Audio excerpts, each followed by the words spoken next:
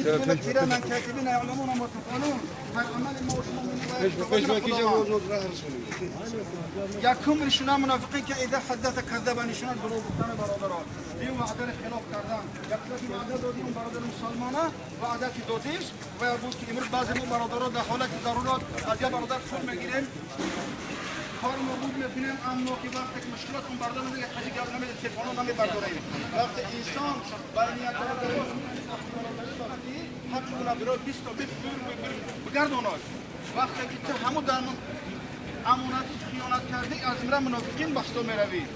یکم دروغ گفتن وعده را خلاف کردن امانت را خیانت کردن خدای کریم در قرآن چی گفت بسم الله الرحمن الرحیم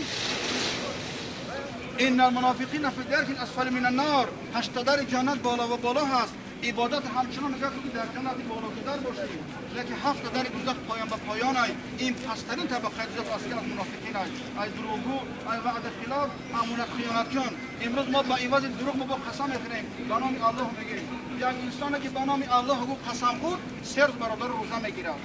یک خدای بیان ساعت 4 ساعت 3 روزه میگیری تو بگیره با کار منی نمیگو که من روزه دارم میره خواب میکنی بگیر روزه تا باید تگو روزه تا میشکن شب با نمیگو که من روزه خورم برم بخورم شبم خواب میره نخورده 6 فر روزه میگیری 6 کیلو آوقاتی برای چی من به نام الله گفتم ما و شما باید الله پاک با 10 صفت بشناسیم امروز که ما یک صفت الله نمیدونیم بعد قسم خوردن میگیریم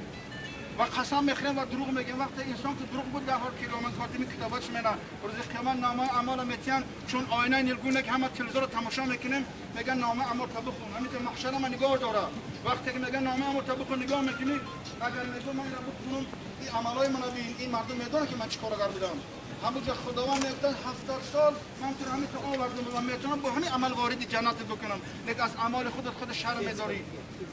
اعمال تا بخونی بخون جهریت مردم بشنوند برای همه خاطر میگه در این دنیا ما و شما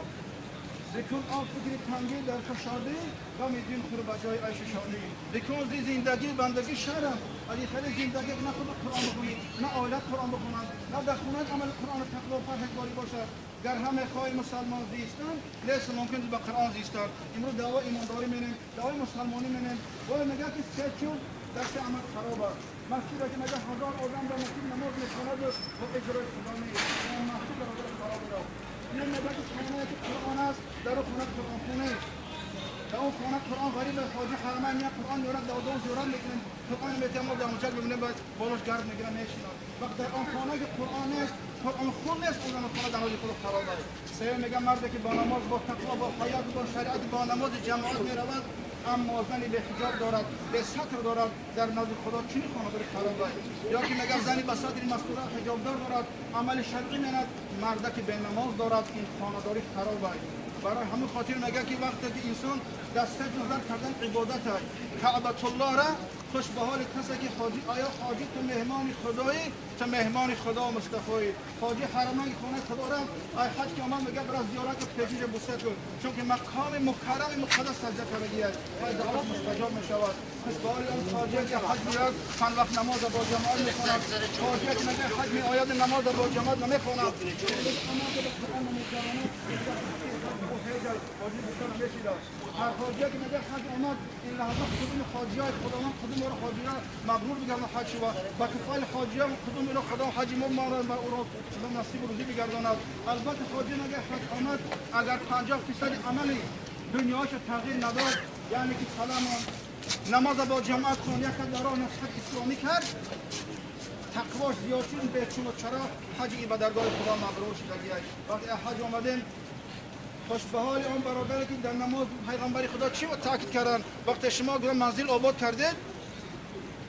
اهل منزل در درون جار کنید مماچیتا رو دور بیاندازه هر کسی که واسه خانه خدا قدم میاندازد خدای متعال 10 ثوابش میده 10 گناهش عفو میکنه هر کسی که میگه در این مقام قرآن نکند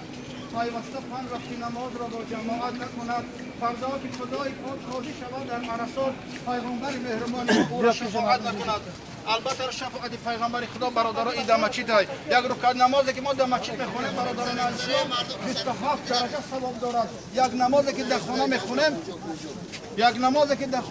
برادران یک ثواب دارد و پیغمبر خدا محمد صلی الله علیه و در نماز در همسایه مسجد نمیشود مگر زمان یا رسول الله من جان مسجد همسایه که مسجد میشنوند و همسایه مسجد است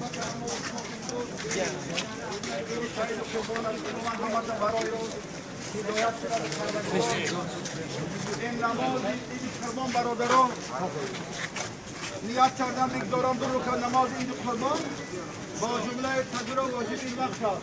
وقت من رو بردم به قبله من جهت خانه کعبه دو کردم به امام حاضر شد الله اکبر میگن دست به گوش میبریم دست میبندیم سبحانك اللهم میخونیم سبحانك ما خوانده میشود الله اکبر تکبیر دست کشور میکنیم الله اکبر تکبیر دست بیان میکنیم الله اکبر چهارم دست میبرداریم قرائت میشود زن سوره میشود یکم رکعت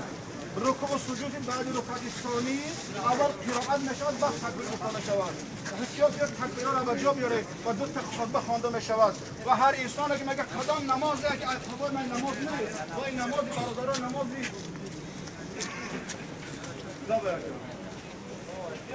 و ان شاء الله كلمه من هول كلمه ان شاء الله انا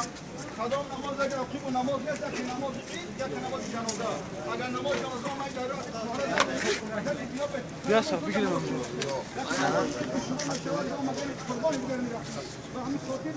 حرکت میکنی نماز بخونی بیا سر که مردم هم خاموشی